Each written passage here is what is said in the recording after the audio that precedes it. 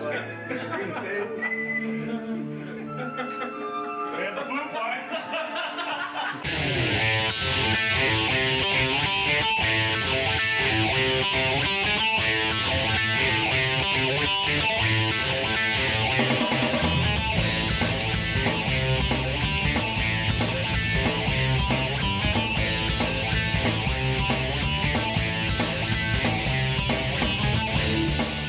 1987, an LA rock band called Guns N' Roses exploded onto the world stage with their debut album, Appetite for Destruction.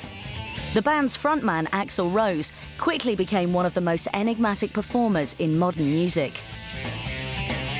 There is something about him on stage that combines the little boy lost with the cavalier in a way that all the great frontmen could. He was out there to prove something about himself, and he didn't care what happened, who got in the way, but he knew that if you're going to make it on stage, that you got to give it your all. He was a rebel, and he spoke the truth. From superstardom, arrests and riots to becoming a virtual recluse, this is the story of how a young man from a small town in Indiana became a rock icon.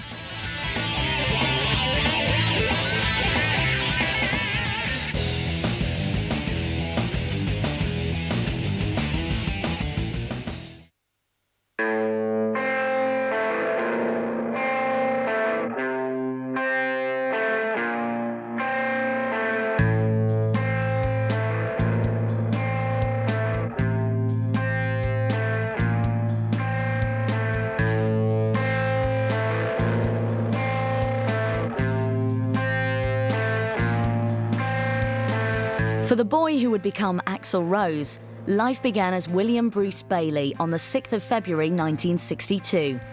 He was born in the small Indiana town of Lafayette, where he would spend the next 20 years of his life. Lafayette's a conservative, down-home kind of town. At the time we were children, it was a small town with a park and an ice cream parlor and kids riding their bikes and playing hide and seek in the alleys. Also, there's two different towns separated by the Wabash River. On the west side of town, the West Lafayette would be the university, and on the east side of town would be mostly the factories, Subaru, Wabash, National.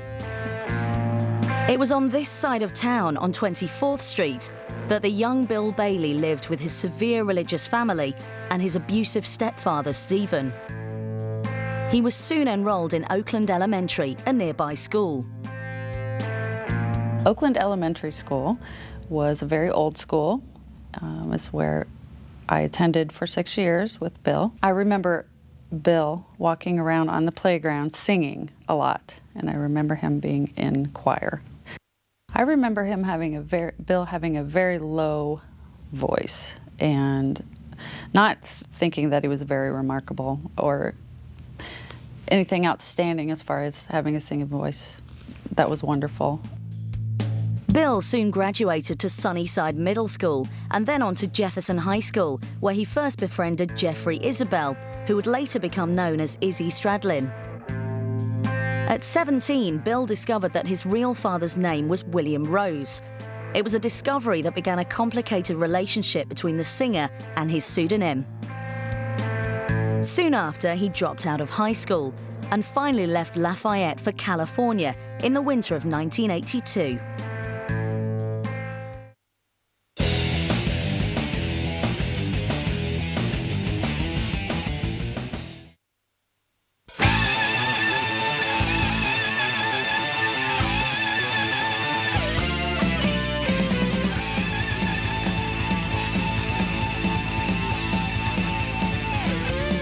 At the age of 20, the man who would become Axl Rose arrived in Hollywood, California.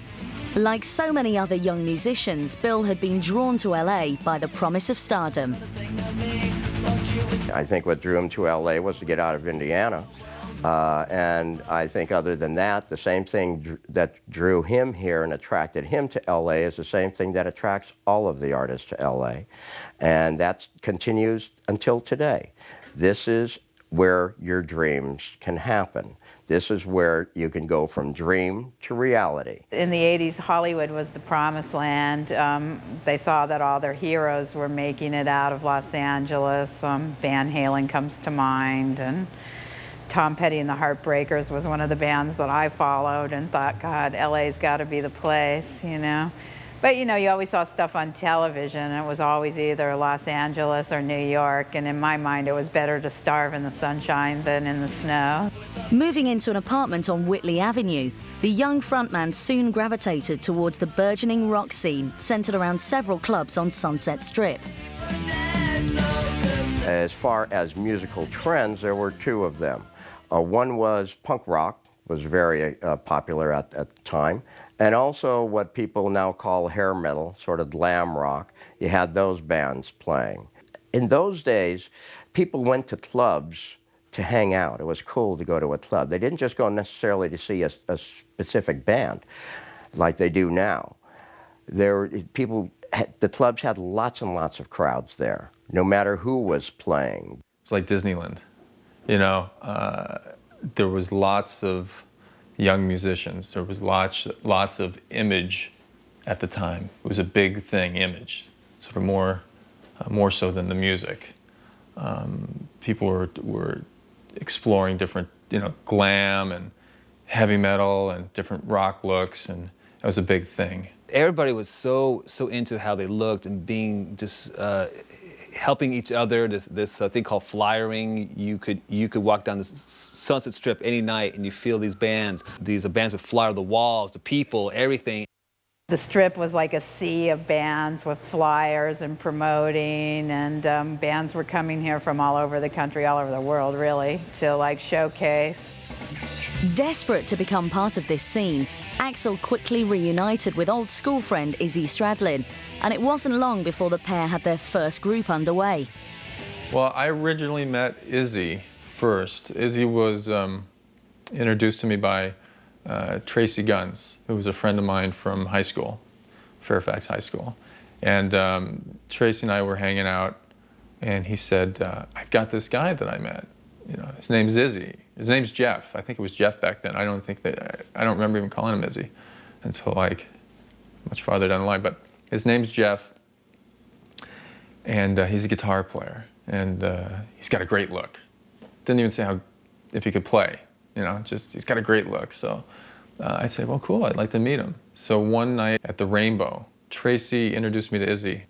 And I was talking to Izzy, and I said, you know, I'm looking to play in a band. He goes, well, I'm looking to form a band. And I said, okay, let's do it. And that's when Izzy said, you know, I got this friend that just came in from Indiana. And Izzy had been in town for, I don't know, like a year maybe, most part of a year. And he had known Axl, he'd known Bill from Indiana. And he said, I've got this guy. So we went to where Bill's house was. But Bill was living in an apartment with his girlfriend over on Whitley in Hollywood. It's just like in the, not the dirtiest bit, but this sort of, it's kind of, you know, it's not really the newest part of Hollywood.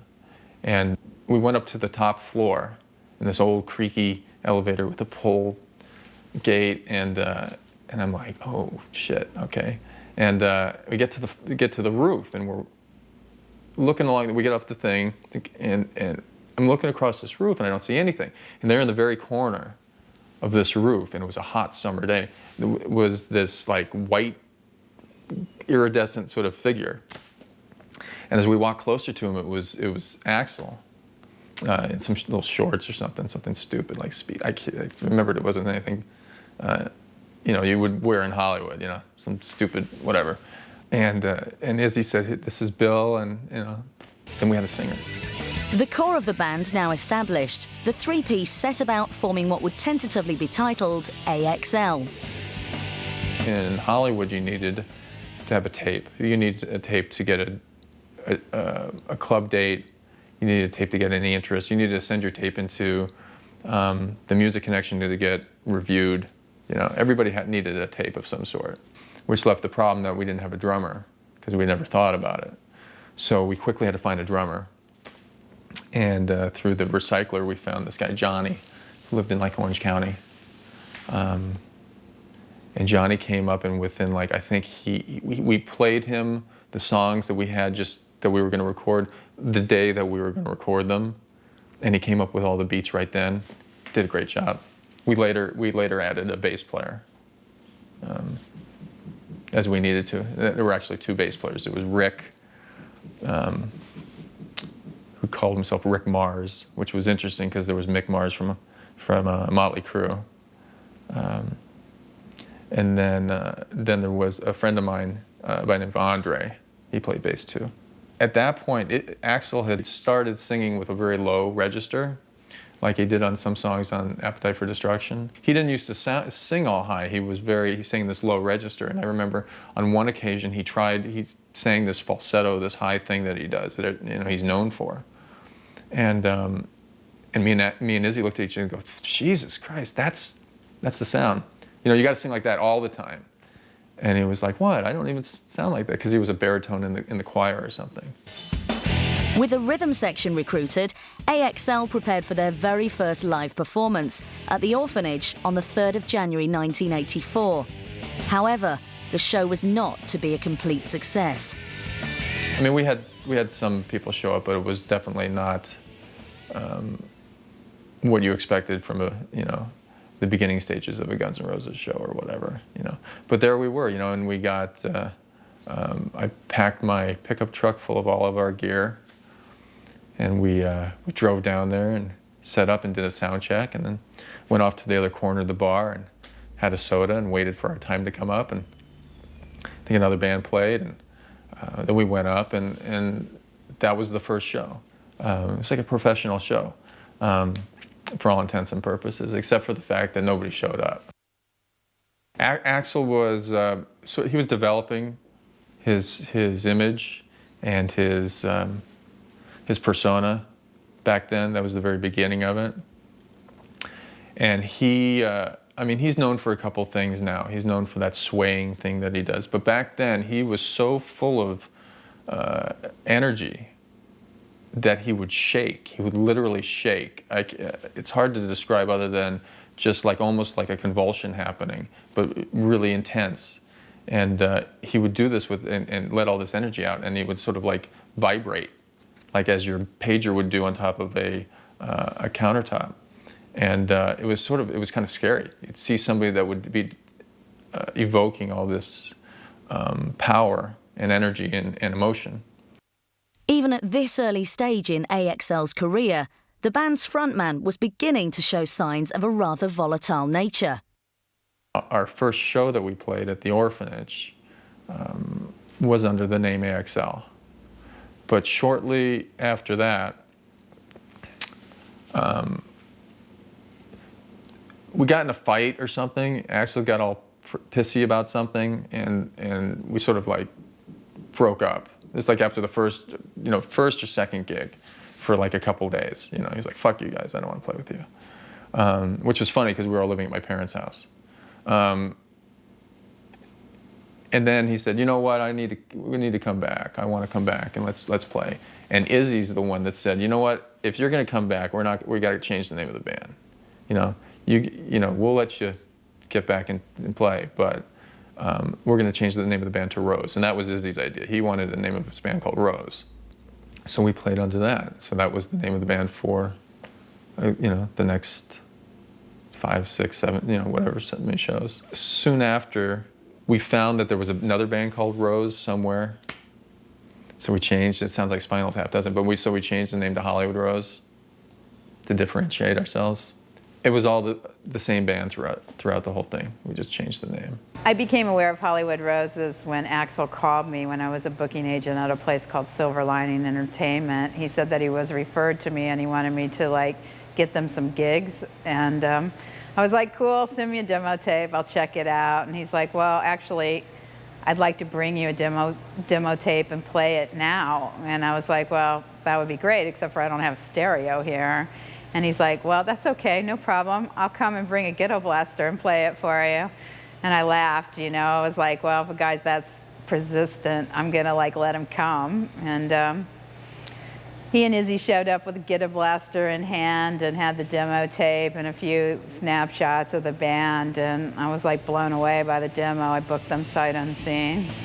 Throughout the early months of 1984, Hollywood Rose continued to play with increasing success. However, after a show at the Music Machine, the band's lineup began to change. We played a show in mid-'84 at a place called the Music Machine it's not in Hollywood, but it's close to Hollywood. It's in Santa Monica. The show was all right. It sort of went off without a hitch. The more I think of it, the more I recall what ended up happening is somewhere during the show, I think I hit him in the head with my guitar, the top of my guitar, and he got really embarrassed and upset. And we got through the show, and then afterward he was just fuming, and he went on this little,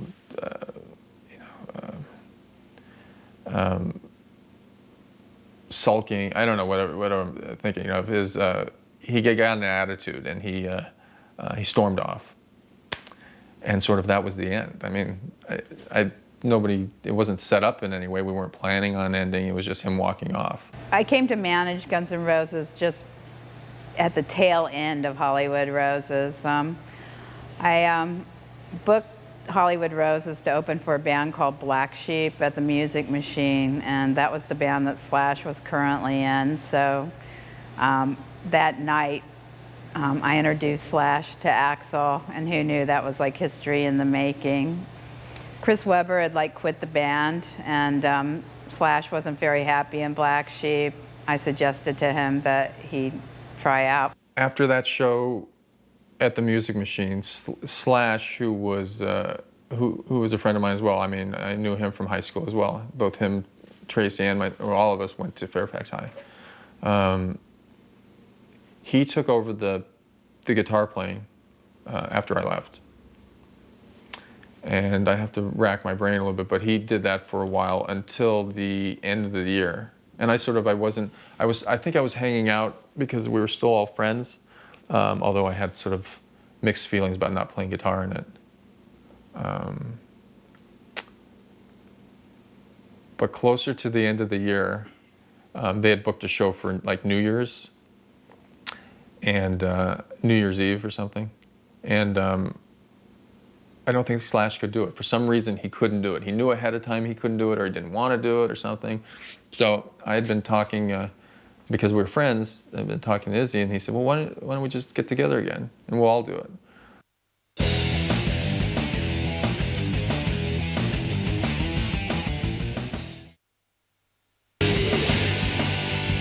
The 1984 New Year's Eve reunion show was to prove to be Hollywood Rose's swan song.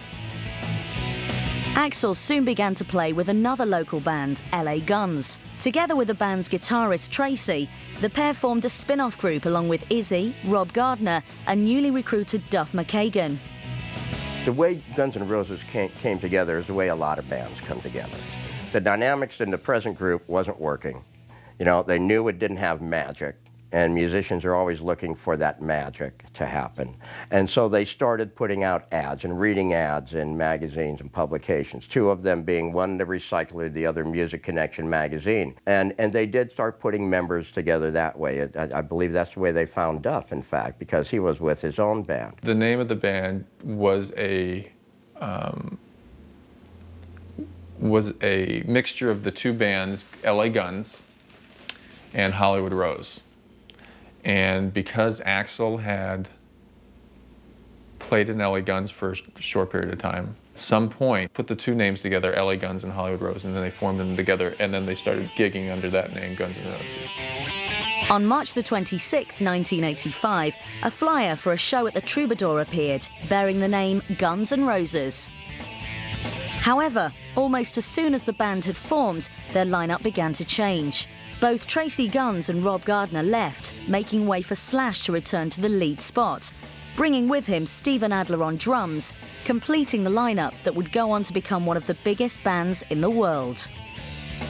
Almost immediately, the newly formed unit embarked upon what would become known as the Hell Tour.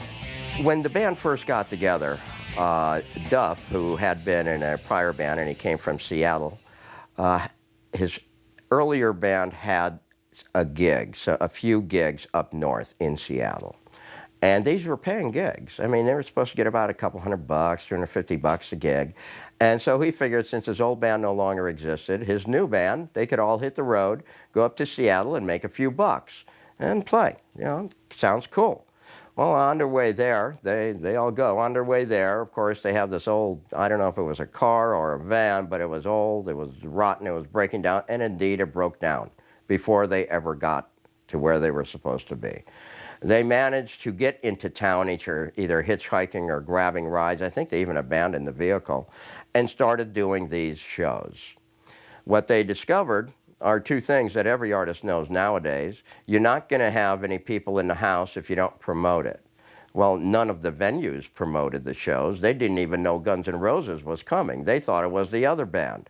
And so when Guns N' Roses started playing, they were lucky if there were 10 people watching them. And of course, that just made the venue owners and managers very angry. And I think they might have made $50, maybe $100 off that whole tour, because many of them refused to pay them at all. And they managed to scrape enough to get back to LA. And Slash used to say, Slash said, you know, that tour almost killed us. But what it did is it made them more of a unit because they suffered through it. And that tour was real grief for them, it really was. Returning to LA, the band moved in with Vicky Hamilton, who was now their manager. When I lived with Guns N' Roses, we lived on Clark Street, which is kind of catty corner to the Whiskey A Go-Go. You know, it was like me and Jennifer Perry shared the bedroom, and all the guys lived in the living room, and it was just always a mess. There was like beer cans, and you know, they lived on McDonald's, and French fries all over the floor, and sleeping bags and amps, and just hideous, really. And even when they lived with Vicky, one of the first articles that was ever written about Guns N' Roses, and in fact the first cover they ever had was in Music Connection. And in that article, the writer describes the place, and it's Vicky's apartment. It's not their place, it's Vicky's apartment, and how trashed it was. I mean, you know, these are young rock and roll guys, and the last thing they're thinking about is picking up after themselves. And so hygiene left a lot to be desired. During the remainder of 1985, Axl and Guns N' Roses became regulars on the LA club scene. As their audience began to grow, so too did the interest from record companies. Guns N' Roses became popular the old-fashioned way. They didn't manufacture anything. It was all word of mouth. People couldn't stop talking about them. If someone had seen the show, they'd tell a friend. They'd bring another friend to the next show. That friend brought another friend. And it almost seemed like overnight, although I'm sure it took a little while, but you know, during those days it seemed, God, this is happening fast. Because in the first shows when you saw them, you know, you were lucky to have 20, 30, 40 people there. But within a very short period of time, this band started bringing hundreds of people until there were lines of hundreds of people outside who couldn't get in the venue. Their crowd just started building and building and building. And I just looked at it as just a rock band, you know, that had a lot of fans. I mean, there was, you know, the music scene back then, there was a lot of bands out there. They were drawing the most. When you went to a live performance, Axl was one of those lead men who was not only charismatic, he was also volatile, and the whole band felt dangerous. That danger is part of rock and roll. The way he acted on stage was the way he was feeling. Like, there were shows where he would be running around in your face trying to piss you off, wearing something that you're like, what the hell is that? But then there was days that he would just stand on shows. He would just stand there and just be like more like mellow. It was like either the, you know, drugs he did, or if he got a warrant that week, if he was sad, if he was happy, you could see that on stage. And then with this band, just, you know, backing him up was just always this incredible, and just the sound you would hear, and, you know, and like whether I can recall sometimes where his vocal wasn't high enough, so it was blurred out, but it didn't matter because his movement just said it all. It's like he wanted to piss you off, but in a good way, and he knew that that you would go home and talk about him and his band. It soon became impossible for the labels to ignore Guns N' Roses, and before long, several majors were interested. Well, they were being seen by quite a few labels. I know Vicky initially had Elektra out to see them, and I'm sure she had a slew of others. I don't know how many others saw them. But Geffen had hired the A&R guy who found Guns N' Roses by the name of Tom Zutaut from Elektra, because he had signed Motley Crue, and Geffen wanted another Motley Crue. So they hired the A&R dude, right? So he's there, and he gets to the show.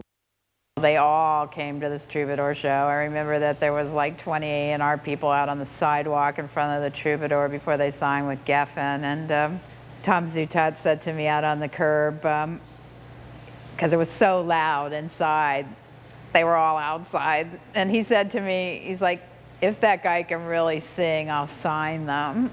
And I like handed him the demo, and he's like, get them in my office tomorrow. So I brought them in. The next night, they went over to Tom's house and played Aerosmith records all night long, and the next day, they were just like, we're signing with Geffen. According to them, they liked him the best because the first thing he said to them is that they were the loudest band he's ever heard, and that impressed them. They sort of liked that because they felt they were the loudest band anyone's ever heard. It was funny, though, the day that we were supposed to sign the contract, we were like 2 hours late. Axl couldn't find his contact lenses, and he was like flipped out and just left the house. And I was like, oh my God. And me and Slash looked at each other, we're like, we gotta find the contact lenses, you know? So we went through his pants pockets, we found him in a pair of pants that he'd had on like a couple days prior, and then we couldn't find him. And we're like, oh my God, you know, Eddie Rosenblatt, David Geffen, Tom Zutaut, they're all waiting for us at Geffen, you know? And Slash goes, come here, look at this. And I look outside, and Axl's like sitting on top of the Whiskey A Go-Go, like kind of like in a meditative stance. We were like, oh my God. So we coached him down, went down, signed the contract, and the rest is history.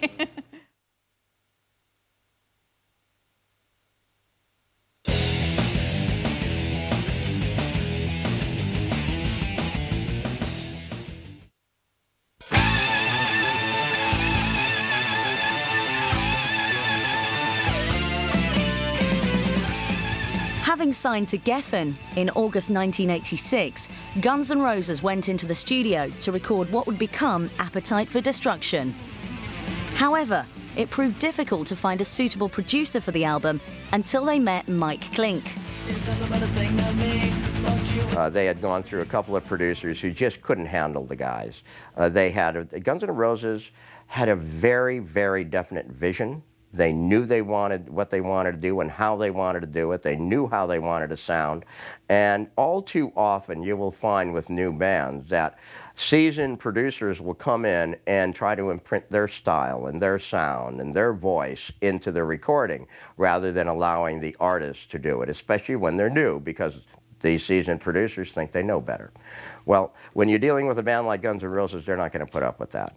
Well, Mike Klink obviously gave them enough leeway that they could work together. But one of the funny stories he had is that one of the first times he met with them and started recording, he said their equipment was so old he doesn't think Slash had ever changed the strings on his guitar. He had to go out and buy new strings and buy some new equipment because their stuff was all beat up, and he didn't know how Slash ever stayed in tune. When they were in the studio, they would extremely professional. Okay, it wasn't like a big party like everybody probably thinks and everything. Slash, you know, would go in there and lay down his tracks, and you know, it was just them going in and recording. By December 1986, the band had begun to mix Appetite for Destruction. But with the album not slated for release until July the following year, Geffen were eager to introduce their new band ahead of schedule. It was decided that Guns N' Roses' debut release was to be the EP Live Like a Suicide. It really was a demo. And the only reason that I believe Geffen Records released it at all is because it took so long for them to do the first album. I mean, they went through several producers before, you know, ending up with Mike Klink. And a record label likes to take advantage of a buzz and heat when it's happening. And when Guns N' Roses were signed, they were very, very hot, at least on the local scene and in the surrounding regions. And so Geffen obviously wanted to take advantage of that and release their demo. It was a very low rent type of release. No budget, no stylistics around it. They just punched the music out with a cover that really just represents gun and a rose, as it were. And because it was powerful and in your face and very live, the performances really did knock your socks off, and it really captured immediately what this band were about, which was, we don't care, we're not interested in vibe, we're not interested in trend, we're not interested in image or fashion. This is us, this is real, this is in your face, you like it or you don't. Appetite for Destruction was finally released on the 21st of July 1987. However, it was not an immediate commercial success. We went out on tour before Appetite actually was released. We went out with the Cult. And so they were touring without an album. And we were up in like Canada, I think, when the album was released. I'm not sure about that. But nobody knew who the band was. And I'm pretty sure that at the time it was going nowhere. It didn't exactly take off immediately. The first single that they had chosen was Welcome to the Jungle. That didn't do so well. You know, it didn't get much radio play, didn't happen much. And then they did what every label does. They have their ace in the hole. And what you'll notice with a lot of new acts, if the first single doesn't hit, the ace in the hole from the label is generally a ballad, because ballads are historically popular. And so they released Sweet Child of Mine. What broke the band was Sweet Child of Mine. And I think there are two things about Sweet Child of Mine. Its immediacy as a song because of the melody line, especially Slash's wonderful performance at the beginning. And secondly, it's a love song. And I think that combination crossed them over to a bigger audience. It made them accessible to Bon Jovi fans, for instance, who were a bit put off by Welcome to the Jungle and the fact that this was talking about how dangerous the streets were. They didn't want to know about that. But Sweet Child of Mine struck a chord because it was really a love song, which also had a certain sense of longing and losing. And that wonderful line, "Where do we go now?" which I think a lot of people could identify with. But I think it's that combination which made people realize this is a really special band. They do have an ability to write a song that's an anthem. It's immediate, but it lasts a long time. And on the back of that, Appetite just propelled. When Appetite for Destruction finally reached #1 in 1988, it propelled Axl to superstardom and has since gone down in history as one of the greatest rock albums of all time. In 2005, that stands as one of the all-time great albums because of its combination of timeless rock and roll attitude, very cleverly written lyrics, pure heartfelt emotion, wonderful performance, raw but sensible production, and anthems. It's a youth anthem album. As their success grew, so too did their reputation as the world's most dangerous band. On August the 20th, 1988, an event would take place that would further fuel this image and ignite a tumultuous relationship between Axl and the press. So they started to get this reputation of being edgy, dangerous, unpredictable, unreliable. When Monsters of Rock at Donington happened in 1988, two things have to be borne in mind. Firstly, it was the biggest event of its type ever. Officially, I think the attendance was 98,000 in August '88. Unofficially, people have put the attendance at something around 130,000. Secondly, it had rained, and it's in a field, and it became very muddy. And there's a slope, an incline, leading down to the stage. Now, Guns N' Roses are really starting to take off big time at that point. And they were very low down on the bill, but such was the vibe about them that everyone pushed towards the front of the stage when they came on. Axl, on more than one occasion, asked the crowd to calm down and move back. Take a step or two back, because you're crushing people at the front. Inevitably, people don't listen, and sadly, 2 people died as a result. The band weren't to blame whatsoever. The conditions underfoot were to blame. But because of Guns N' Roses' reputation, people started to blame them and even claimed they incited a riot, which is absolute nonsense. Now, you can imagine the situation. You've got 5 guys who've come off stage just to be told 2 fans have just died during a performance, through no fault of yours. and then having parts of the press, certainly the more sensationalist part of the press, blowing it up as if it was their fault. How are they going to feel? They're going to feel rather upset and angry and bitter, and I can't blame them. And as a result, they started to see the press as being something to avoid, something to resent. And to be honest, when you're given that sort of treatment unfairly, who can say it's wrong? And Axl certainly started to become a little more tetchy about dealing with people and talking to people, and a little more wary about his vulnerability being put into the public domain. Up until that point, they were quite happy to talk to people, be honest and be open, and suddenly saw, but by doing so, and the reputation they'd got, they were being blamed for something that was totally beyond their control. The increasing controversy would be further fueled by the band's third release, GNR Lies. Guns N' Roses, when they first hit big with Appetite, was seen as a raw, raucous, loud rock and roll band. There was another side to them. They could play acoustically. And what Lies was an opportunity to showcase their acoustic presentation of songs and to prove the songs are great, however you played them, because when you strip down to an acoustic situation, the songs and the performers have to stand up in their own right. There's no hiding. And what they proved on that EP is they didn't need to hide. I really like the acoustic songs on it. I mean, Patience was huge. I liked all the songs on that side. My favorite was the most controversial one in a Million, that everyone jumped on his head for being, you know, prejudiced and misogynist and everything, and homophobic and everything, before Eminem. He hit those subject areas before Eminem ever did. The biggest difference appears to be that initially, although Axl resisted it, he did apologize for the lyrics, which I thought was way out of character, but he did it. 1 in a Million was very much an Axl biographical song about growing up in the Midwest, in a situation where you became very entrenched and narrow-minded, where racism is endemic and almost taken as part of life. What Axl was doing in that song was putting forward his own viewpoint at the time, saying, I mean, faggots don't mean a thing to me. I'm not really interested in them, and I don't understand them, and I don't want to understand them. But of course, people immediately picked up on it and said, oh my God, he's being racist, being homophobic, etc., etc. Yes, he was, in terms of explaining his upbringing. Again, it fueled the fire about the reputation. Here they come, the world's most dangerous band, again, living on the edge.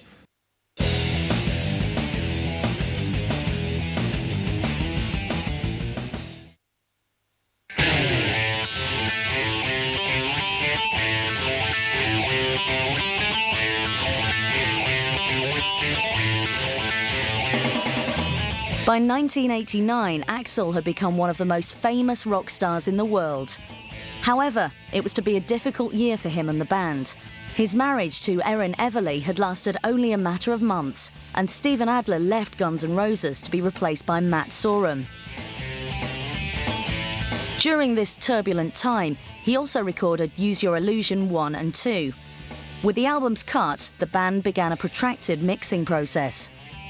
Well, I don't think it's new news that there was a lot of push and pull within Guns N' Roses, with everybody having very defined ideas of what they wanted, you know, from the record and from the band. Not necessarily always agreeing with each other, but certainly everybody had an idea of what they wanted it to be. There was a certain amount of Axl coming in and being happy with the mix, and then Slash coming in and going, no, that's not what I'm looking for, and making a few changes, and then Axl would come in and say, well, you know, this is better, but this isn't, and going back and forth. Anytime you're working with a band that big, it's going to take some time to mix a record, no matter what the circumstances are. I mean, in this case, you know, Axl had to approve it, Slash had to approve it, Tom had to approve it, and the manager had to approve it. Probably David Geffen had to approve it, you know. And so you get 5 different opinions. It's going to take 5 times longer than if one person is approving it. And it was such a huge, important record that they wanted it to be perfect. It took 6 months to mix the 2 albums, but finally, in September 1991, Use Your Illusion 1 and 2 were released simultaneously. Well, first of all, it's the only band in history that ever put out 2 albums simultaneously, 2 separate albums simultaneously. First time I'd ever seen a record be sold starting at midnight throughout the country. There were lines of people out in front of Tower Records. We watched it on the news. You know, we were part of a record that was on the news upon its release. And these records went gold simultaneously within something like 5 hours of the time that it was released. I mean, who sells 1 million records in 5 hours? Guns N' Roses. That's it. Guns N' Roses are the only band I can think of following up one of the biggest albums of all time, one of the most talked about albums of all time, by saying to their record label, we want to put out a double album. No, actually, we want to put out 2 double albums. We want to put out effectively 4 albums at the same time. No one else would have done it. No one else would have got away with it. And Geffen must have looked back in astonishment.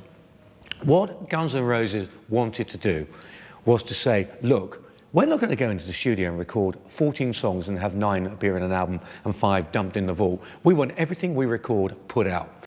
Use Your Illusion also began to illustrate another side of Axl's songwriting.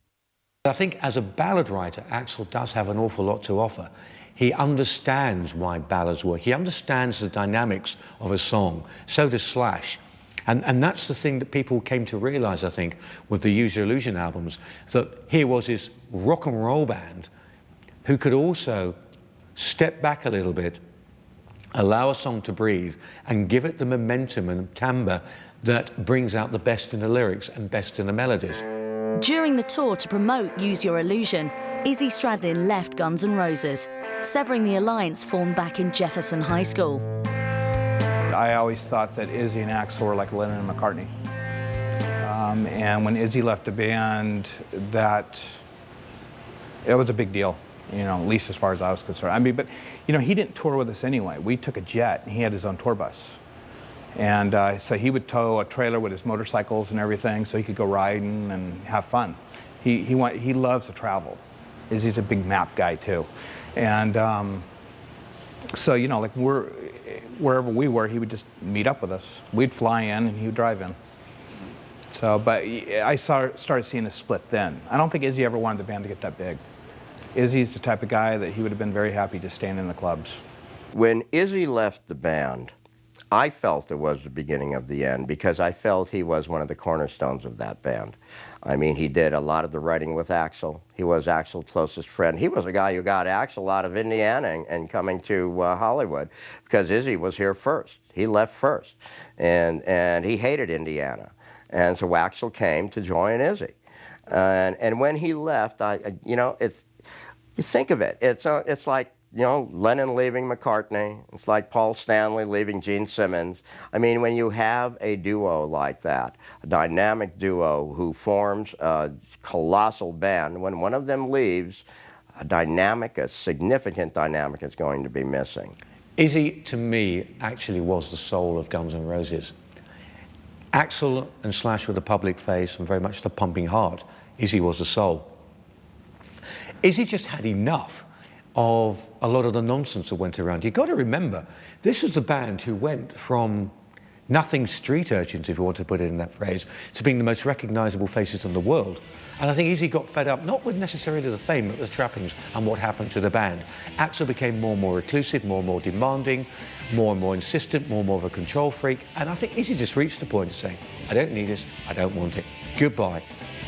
Gilby Clarke was brought in to replace Stradlin on guitar, and Guns N' Roses continued on what would become a 28-month tour. I remember when we started the tour, you know, that was Rock in Rio, and that was the first time I think they'd ever played in front of a crowd that size, and it was like 115,000 people. You know, we started going on from there, and then the band just started building and building and building. The shows were sold out. Yeah, I mean, that's one reason why we had the plane. You know, we could just fly in the place. So we could base in, like, you know, one area and then fly into the, you know, take helicopters or whatever. And But yeah, it was, you know, mainly getting Axl on stage. You know, that was, he had a lot of assistants going on then. I mean, it became a very big group of people. It went from something that was like small and friends to, you know, chiropractors, massage therapists, assistants for assistants, managers' assistants. I mean, it just started growing and growing and growing. And it just got very, very big. Axl was becoming more and more of a control freak, more and more paranoid. He had a bigger and bigger entourage around him who was there to fuel his paranoia and to suck up to his ego. And the worse it got with Axl, the more that the rest of the band pandered to it. I remember in Dallas, just before the Use Your Illusion albums came out, they were staying at, obviously, at a very nice hotel. However, Axl was on a different floor to the rest of them. Not only that, but none of the band could actually go up and say, hey, Axl, should we hang out and have a drink? They'd have to actually go through his personal assistant and his bodyguard to get to talk to their own singer. I remember talking to Slash and saying, what's going on? Slash said, it's what Axl needs to deal with the situation. If that's what it takes, that's what it takes. They were ceding more and more ground to Axl, to the point where eventually Axl could threaten them, as he did. I'm not going to go on stage tonight unless you sign this piece of paper giving me control of Guns N' Roses, which they duly did, which was a daft move. So yes, Axl was becoming more and more of a recluse, more and more of a control freak, more and more distant from the rest of the band, but the rest of the band allowed that to happen, and everyone around Axl and the band allowed it to happen, to the point where the band were disintegrating. They were no longer a band. It was a bunch of guys who turned up and went on stage, maybe. During a show in St. Louis, the volatile nature of Axl and some of Guns N' Roses fans would be brought sharply into focus.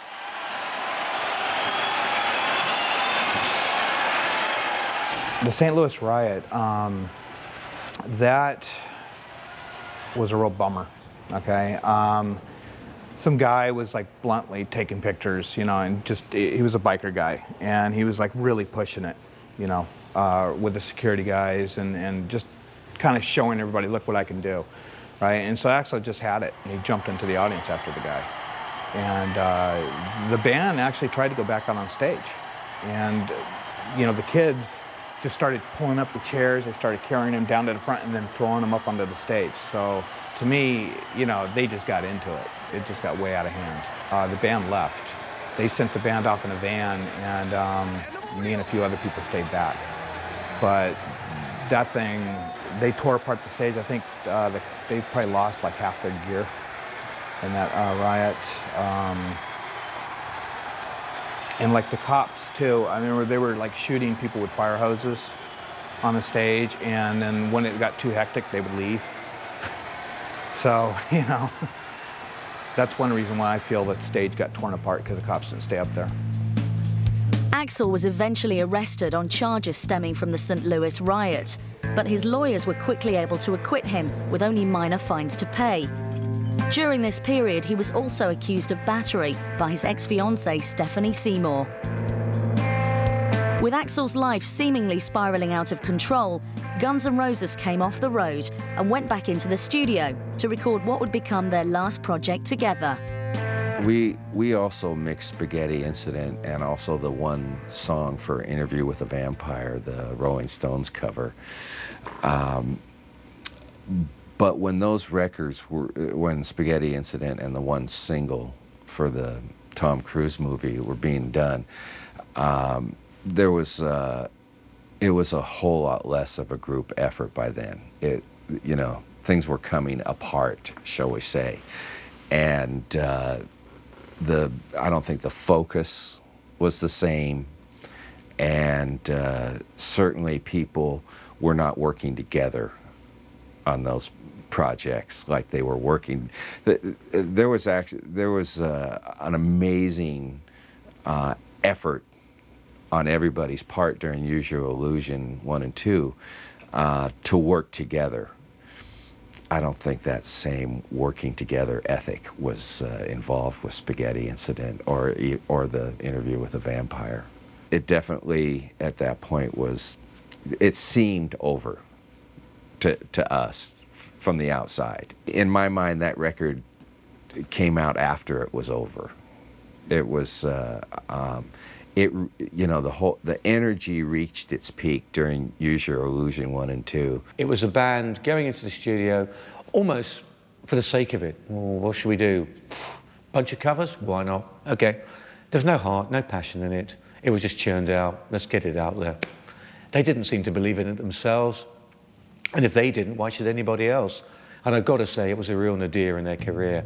It was the end of Guns N' Roses, as it were.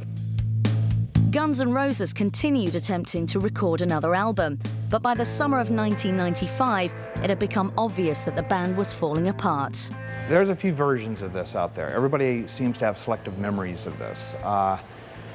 I was talking to Axl pretty much daily on the phone during the time when the whole band it just seemed like the whole thing was just starting to go away. They were arguing over type of direction they should be going in. I seem to remember that Slash wanted to keep it rock and roll. Axl wanted to go in a different direction. Now, I've heard Axl's version, and I just know what I remember, okay? But he wanted to bring in another guitarist, you know, and I think that would have alienated Slash quite a bit, considering he was the lead guitarist of the band. And if you're going to bring in another lead guitar, shouldn't he be the one who picks him? Unfortunately, by that point, Axl had gained complete control. And so they were reliant on what Axl did or didn't do. And he started to make strange decisions. He brought in an old pal of his, Paul Hughey, on guitar to play on their version of Sympathy for the Devil. I remember talking to Slash at the time, saying, who is Paul Hughey? And Slash saying, no clue, never met him, I don't know who he is, he's a mate of Axl's. The band were going through a period where no one seemed to know quite what was going on. Slash and Duff, I think, were getting increasingly fed up with the nonsense that was happening, and eventually reached the stage that I think anybody would have done, saying, we can't deal with this anymore. You know, we don't know when we're recording. We can't even make a decision as a band because we're reliant on Axl. We can't talk to Axl because he won't let us, so what are we doing? We go into the studio, we sit there, and then go home. It was a waste of time, a nonsense. And that's been going on ever since. I think it hurt Axl when people started leaving. Because, you know, as much crap that people say about Axl, deep down inside, he's got a really, really great heart, okay?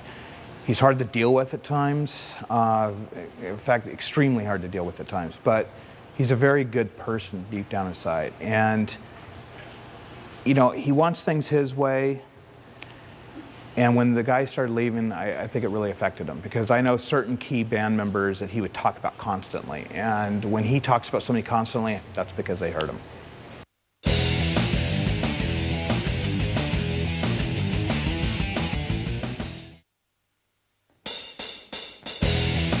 By 1997, there were no original members of Guns N' Roses left in the band. Axl had decided to continue under the GNR banner, and although various replacement band members were announced, no new releases or performances emerged. Axl Rose simply disappeared from public life. For years, there was no word from the Guns N' Roses camp, only constant rumour and conjecture about possible recordings and the nature of Axl's relationship with an Arizona-based psychic named Yoda. Only occasionally was the silence punctured by a live album or a song on a soundtrack, until finally, a new album was announced under the name Chinese Democracy. The problem with Guns N' Roses has always been that there's no fact to pick up on, people make it up. People pick up on half-truths, people pick up on vague whispers and blow it up out of all proportion. Now, GNR did announce that the new album was going to be called Chinese Democracy. They announced it about 3 years ago. My betting is there will be a new album and it won't be called Chinese Democracy. It'll be called something else completely. Now, no one quite knows exactly where the whole album stands. We've heard members of Guns N' Roses saying, yes, the album exists, yes, it's nearly done, yes, it's nearly mixed. I think they're jumping on hope more than anything else. They probably know as much as everybody else. They've contributed their parts. Now let's see. This album lives entirely through rumor. I don't even know if it truly exists. It may have been glorified rehearsals in recording studios, for all I know, because I've heard the same thing everybody else has heard. I've also heard the stories and rumors from engineers and producers who worked on it. But The fact of the matter is the final decision is going to be made by Axl. He is still committed to his record deal. And so the label is waiting for the album, not too patiently anymore, with the industry being in the state it is. And, you know, it'll come out when it comes, if it comes. What it's going to sound like, who knows, because we've had GNR play 1 or 2 tracks live before over the last 7 or 8 years, which may or may not be there. We've heard stories of going in an industrial direction, going in a rock and roll direction. We've heard so many different stories about the way the album may or may not sound. My feeling is there will be an album, and it'll get a huge amount of attention because GNR always do. It'll sell a lot of copies, but whether it'll sell enough to claw back the enormous fortune that's been poured into it over the years remains to be seen. I think we all realize that this is Axl's vision at this point, and he's going to rise and fall on that vision. And whether he's going to let anyone else in on it is anybody's guess. I think the reason why Chinese democracy's taken so long is because Axl is a perfectionist and he keeps working on things, and as people have quit, he's brought new people in and they've had to redo their parts, and I just think it's an ongoing process with him. I know he's never satisfied, but you know what? Most true artists aren't. They're never satisfied with what they do. Chinese democracy never appeared, although rumours continue to circulate about possible release dates. Throughout 2000, the new lineup of Guns N' Roses did play several shows, and this was the first time that Axl had appeared on stage in 8 years. Finally, they announced a tour for 2001, opening on New Year's Day at the House of Blues. I was at the House of Blues in Vegas, at one of their shows anyway, and it seemed as if Guns N' Roses was back. I mean, even without all the other members, Axl was right in form. He was great. You know, he was singing great. He was moving great. They did mostly the old songs, though. They did a few of the new songs from the Chinese Democracy album, but mostly it was the old Guns N' Roses stuff. It was just like Guns N' Roses in the old days, except it was a bit more polished. In the old days, there was nothing polished about these guys. You know, they were rough, gritty, dirty. But it's a bit more polished, but I mean, the music sounded good, the production was good, the show was great. Yeah, actually, that was a really, really amazing show. They played till like, I think it was like 6 o'clock in the morning. I just remember we walked out and it was like bright daylight. Yeah, that show was insane. You know, the thing that got me though was looking at them on stage, you know, with Robin dressed the way he is, then you had a guy with a chicken bucket on his head, okay, and, you know, you had Dizzy, the rocker, Axl, you know, was wearing whatever Axl wears, and then you had another keyboardist up above him. It just, the chemistry to me wasn't there, but the show was great.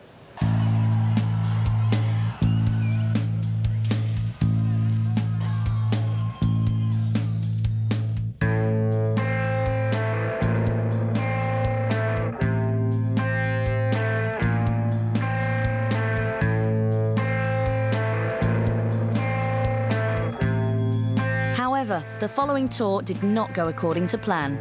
Axl once again began turning up late to shows or cancelling them at the last minute, resulting in riots in both Vancouver and Philadelphia. The tour eventually collapsed, and once again Axl Rose retreated from the public eye. It was a weird time at the beginning of the 21st century when Guns N' Roses suddenly went back on the road. I think everyone believed, well, that's obviously the prelude to the new album. And the gigs happened, and they packed the places out. Most people loved them and thought they were great. It was Axl and a bunch of hired hands. It didn't matter to people. Axl was there. The band sounded really good. And everybody felt that the vibe was back with GNR, that it was going to build up to this huge release, etc. Never happened, of course. Suddenly the gigs in America start to get cancelled because Axl's not turning up, or turning up very late. The whole problem reared its ugly head once again. I think the pressure got to Axl, obviously. The rest of the band members were there. I mean, they were showing up, things were happening, and that tour was very popular. It sold tickets. People were ready to see them. But what happens? You know, Axl is back to the old behavior to the extreme. He not only shows up late, At some gigs, he never shows up at all. I don't know what he's thinking. You know, you'd have to be a shrink and probably have him on a couch for 20 years to figure out what the guy's thinking. I have no idea what he really wants or what he's thinking to do that sort of thing, because the consequences are so obvious. It's foreseeable that if you don't show up at a gig, there's going to be trouble and there's going to be problems. And so what kind of problems? Well, they have riots. He was really, really excited at that time. You know, he was telling me, you know, got the band together, everything's, you know, going to be happening. I was, you know, really amped about it because I was looking forward to going out on tour. And then all of a sudden, it was gone.